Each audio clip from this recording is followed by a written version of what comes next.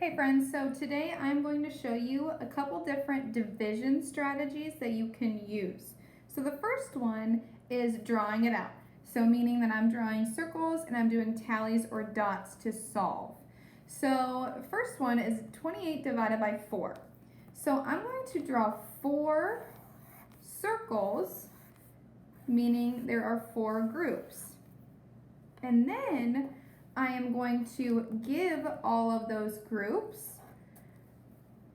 28 evenly out. Okay, evenly 28 tallies or dots, as equal as I can. So I just start counting and doing one at a time. So 1, 2, 3, 4. So I did 1 in each of the things. So now I got to keep going until I get to 28. 5, 6, 7, 8, 9, 10, 11, 12, 13, 14, 15, 16, 17, 18, 19, 20, 21, 22, 23, 24, 25, 26, 27, 28. So I hit exactly 28, and all of my 28 tallies are gone. They're given into the groups, and they're evenly. So now how to solve is I look at one circle and count how many tallies are in one. 1, 2, 3, 4, 5, 6, 7. So that would be my answer. There are 28 tallies divided by the 4 groups equals 7 in one group. 28 divided by 4 equals 7. Now let's look at this next one, 22 divided by 5. So again, I'm going to draw 5 circles for the 5 groups, and then I have to give 22 out as evenly as I can. Okay, so 1, 2, 3, 4, 5. So each one has 1 in it. 6, 7, 8, 9, 10, 11, 12, 13, 14, 15, 16, 17, 18, 19, 20. I'm going to stop there because I'm thinking to myself, I'm at 20 so far. And I'm thinking the difference between 22 and 20 is just 2. So I really only have 2 more tallies to give out, but I have 5 groups. There's no way that I can give 2 more tallies to all of these 5 groups evenly. Okay, that wouldn't be equal. If I gave it to this one and this one, then these 2 would have more than these ones, and we want equal groups.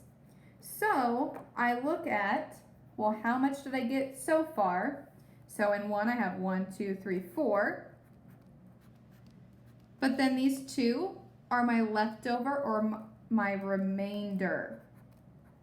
Okay, so 22 total tallies divided into the 5 groups, 5 circles. I got 4 in each group, but I had 2 left over, which is my remainder. Okay, let's look at this next strategy. It's called multiples or counting up. So we're almost kind of using like multiplication to solve this. Okay, so I'm working again with 28 divided by 4. So I think, okay, I'm gonna have 4 groups, and let's just have each group have 3 in it so far. So meaning there's 4 circles and there's 3 tallies in each. Well, then I just multiply. 4 times 3 is 12.